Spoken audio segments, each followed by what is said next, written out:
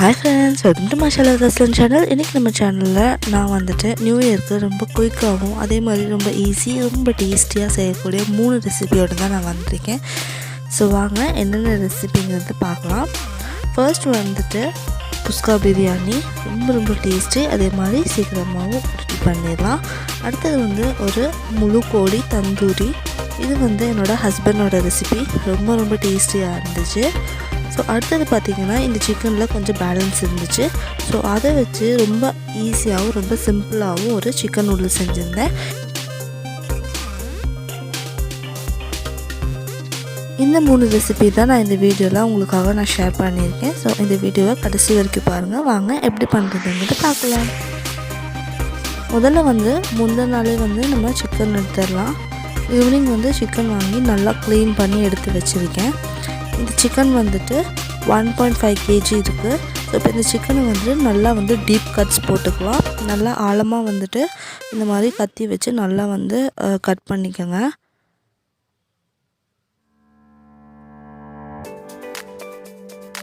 எல்லா சைடும், அதோட கால் சைடு பின்னாடி எல்லா சைடுமே நல்லா வந்து டீப் கட்ஸ் போட்டுக்கோங்க.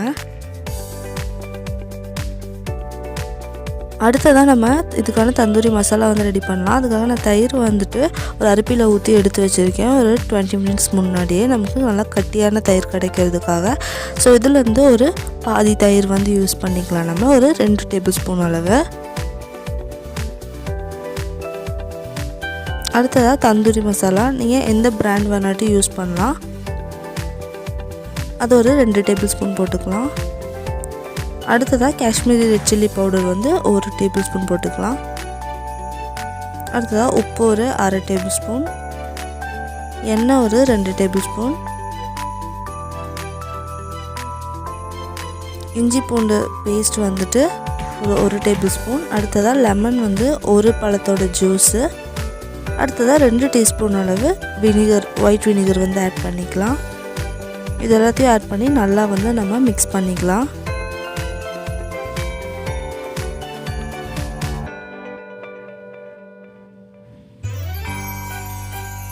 இப்போ நம்மளோட தந்தூரி மசாலா வந்து ரெடி ஆயிடுச்சு. இதை வந்து நம்ம சிக்கன் மேலே நல்லா ஈவனாக எல்லா இடத்துலையும் வந்துட்டு அப்ளை பண்ணிடலாம்.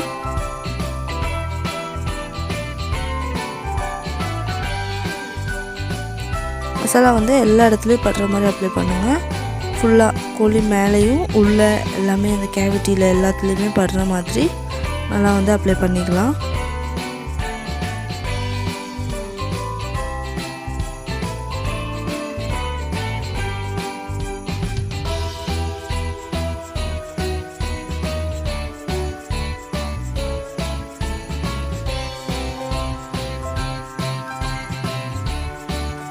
இந்த மேரினேட் பண்ண சிக்கன் வந்துட்டு 8 மணி நேரம் இல்லைனா ஒரு நைட் ஃபுல்லாக வந்து நம்ம ஃப்ரீசரில் வந்து வச்சிடலாம். ஸோ நெக்ஸ்ட் டே வந்துட்டு இதை ஓப்பன் பண்ணிக்கலாம்.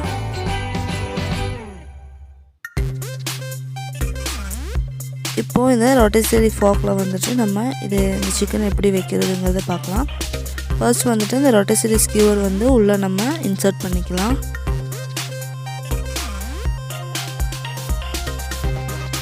பண்ணதுக்கப்புறமா சிக்கனோட கால் வந்து நம்ம ஒரு த்ரெட் இல்லைன்னா ஏதாவது ஒரு ஸ்டிங் வச்சு நம்ம நல்லா வந்து அதை கட்டிக்கலாம் டைட்டாக. அடுத்ததாக பின்னாடி அந்த விங்ஸ் இருக்கு இல்லையா, அதையும் வந்து நல்லா டைட்டாக கட்டிக்கோங்க. கட்டிட்டு இப்போ ரொட்டேசரி ஃபார்க் வந்து நல்லா க்ரிப்பாக வந்துட்டு அந்த சிக்கனுக்குள்ளே படுற மாதிரி நல்லா டைட்டாக வந்து போட்டு விட்டுருங்க. போட்டுட்டு டைட் பண்ணிக்கோங்க அந்த ஸ்க்ரூவை.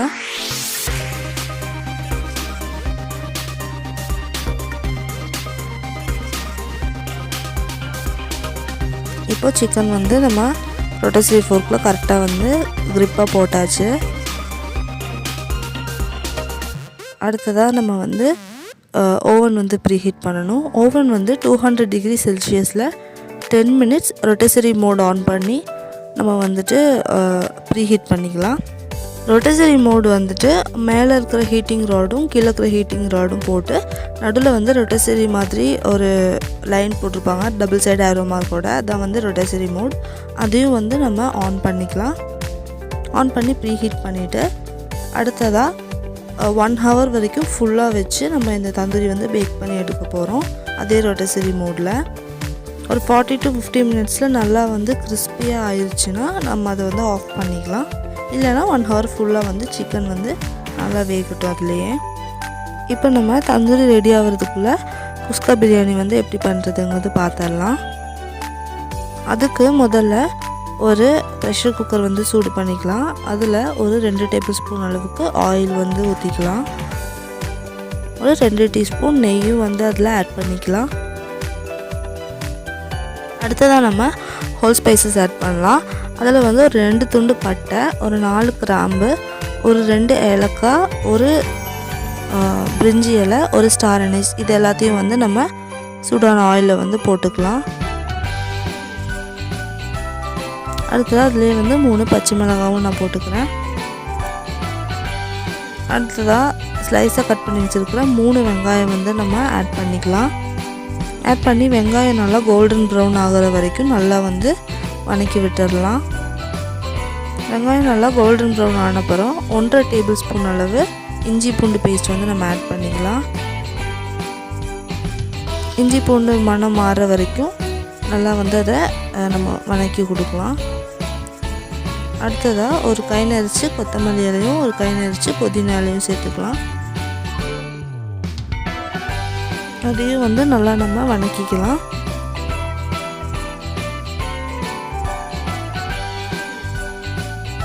அடுத்ததாக ஒரு 4 மீடியம் சைஸ் தக்காளி கட் பண்ணி வச்சுருக்கேன். அதுவும் ஆட் பண்ணி நம்ம நல்லா வந்து வதக்கி விட்டுக்கலாம்.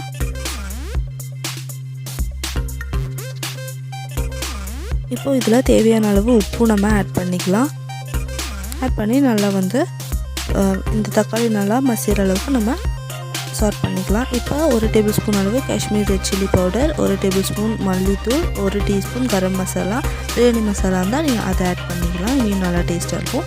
3 நிமிஷம் வரைக்கும் இதை நல்லா வந்து நம்ம வதக்கி விட்டுடலாம். இப்போது 1 கப் அளவு தயிர் வந்து நான் சேர்த்துக்கிறேன். சரி, அதையும் நல்லா நம்ம ஒரு 3 நிமிஷம் வரைக்கும் நல்லா வந்து ஃப்ரை பண்ணி விடலாம். நிமிஷம் ஆனப்புறம் இதில் நம்ம தண்ணி ஆட் பண்ணிக்கலாம். நான் இந்த கப்பில் 3.5 கப் அரிசி எடுத்திருக்கேன். அதனால் 4 கப் அளவு தண்ணி நான் ஆட் பண்ணிக்கிறேன். நான் பாஸ்மதி ரைஸ் எடுத்திருக்கேன்.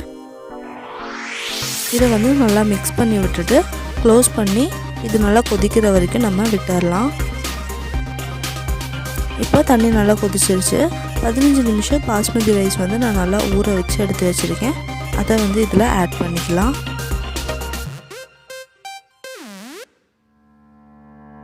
ஆட் பண்ணிவிட்டு நல்லா மிக்ஸ் பண்ணி விட்டுருங்க. மிக்ஸ் பண்ணி விட்டுட்டு இதை ஒரு 2 விசில் வரைக்கும் நம்ம இதை நல்லா குக் பண்ணி எடுத்துடலாம்.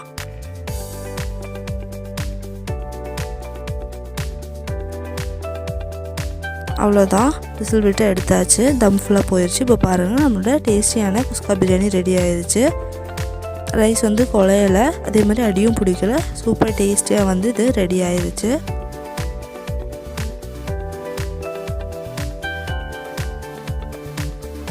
அடுத்ததான் நம்மளோட தந்தூரியும் வந்துட்டு ஓவனில் ரெடி ஆகி நிற்கிது. ஸோ சூப்பர் டேஸ்டியான லன்ச் வந்து ரெடி ஆயிடுச்சு. ரொம்ப டேஸ்டி, அதேமாதிரி ரெண்டுமே ரொம்ப ஈஸியாக இருந்துச்சு. தந்தூரி வந்து ஃபுல் அண்ட் ஃபுல் என்னோடய ஹப்பி தான் வந்து பண்ணியிருந்தாங்க. ரொம்ப டேஸ்டியாக இருந்துச்சு. ஸோ கண்டிப்பாக நீங்களும் இந்த 2 ரெசிபியும் வீட்டில் ட்ரை பண்ணி பாருங்கள்.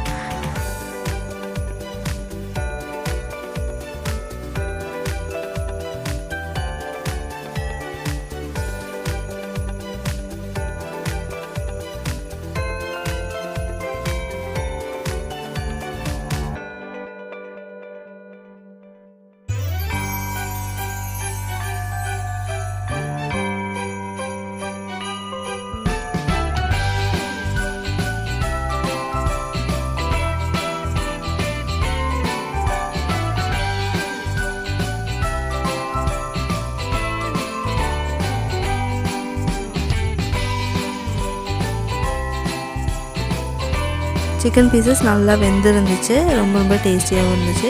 ஸோ அடுத்து வந்து இந்த சிக்கனில் வந்துட்டு பிரெஸ்ட் பீசஸ் கொஞ்சம் பேலன்ஸ் வந்துருந்துச்சு. ஸோ அதை வந்து நான் நல்லா பிச்சு போட்டு நூடுல்ஸ் வந்து பண்ணியிருந்தேன். நூடுல்ஸ் வந்து ரொம்ப குயிக்காக பண்ணிடுறேன், ரொம்ப ஈஸியான ப்ரொசீஜரும் கூட, ஆனால் ரொம்ப டேஸ்டியாக இருந்துச்சு. ஸோ வாங்க எப்படி பண்ணுறதுங்கிறது பார்க்கலாம். ஃபஸ்ட் ஒரு கடாயை வச்சு ஒரு 2 டேபிள் ஸ்பூன் அளவு பட்டர் ஆட் பண்ணிக்கலாம். பட்டர் நல்லா சூடான அப்புறமா ஒரு 2 முட்டை வந்து இதில் ஆட் பண்ணிக்கலாம். முட்டை போட்ட உடனே ஸ்க்ராம்பிள் பண்ணாமல் ஒரு 2 மினிட்ஸ் கழிஞ்சிட்டு இதை நல்லா ஸ்க்ராம்பிள் பண்ணி விட்டுக்கலாம். இப்போ நடுவில் கொஞ்சம் கேப் ரெடி பண்ணுங்கள். ரெடி பண்ணிவிட்டு அதில் ஒரு 2 டீஸ்பூன் அளவு பட்டர் ஆட் பண்ணிக்கோங்க.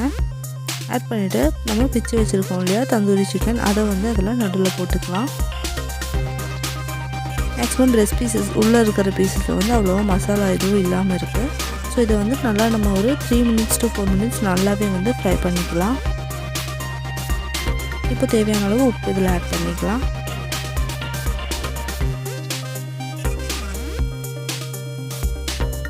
இப்போ கொஞ்சமாக வந்துட்டு மிக்ஸ்டு ஹர்ப் நான் ஆட் பண்ணுறேன். இது ஆப்ஷனல் தான், இது இல்லாட்டியும் ஒன்றும் பிரச்சனை கிடையாது. ஆட் பண்ணி நல்லா மிக்ஸ் பண்ணி விட்டுக்கோங்க. அதுக்கு இதில் 1 டீஸ்பூன் அளவு சிக்கன் மசாலா இல்லைனா மேகி மசாலா ஆட் பண்ணிக்கலாம். நான் வந்து மேகி மசாலா ஆட் பண்ணியிருக்கேன். ஆட் பண்ணி நல்லா மிக்ஸ் பண்ணி விட்ட அப்புறமா நம்ம வேக வச்சு எடுத்துருக்கிற நூடுல்ஸ் வந்து ஆட் பண்ணிக்கலாம். அது கூடவே வந்துட்டு 1 டீஸ்பூன் அளவு சோயா சாஸ், 1 டீஸ்பூன் அளவு டொமேட்டோ கெச்சப் ஆட் பண்ணிக்கலாம்.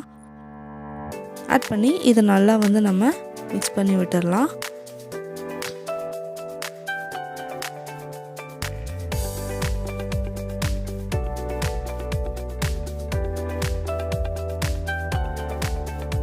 இப்போ நூடுல்ஸ் கூட சாஸஸ் எல்லாம் நல்லா மிக்ஸ் ஆகிருச்சு.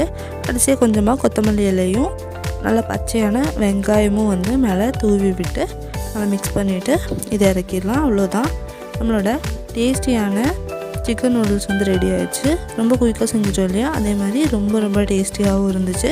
ஸோ கண்டிப்பாக இந்த 3 ரெசிபியும் எல்லோரும் வீட்டில் ட்ரை பண்ணி பாருங்கள். ட்ரை பண்ணி பார்த்துட்டு உங்களுக்கு எப்படி வந்துச்சுங்கிறது கண்டிப்பாக எனக்கு கமெண்ட்ஸில் சொல்ல மறக்காதீங்க. நம்ம சேனலை மறக்காமல் லைக் பண்ணுங்கள், ஷேர் பண்ணுங்கள், சப்ஸ்கிரைப் பண்ணுங்கள். அது பெல் ஐக்கானும் மறக்காமல் கிளிக் பண்ணுங்கள். அப்போ தான் நான் போட்ட எல்லா வீடியோவும் உங்களுக்கு நோட்டிஃபிகேஷனாக வரும்.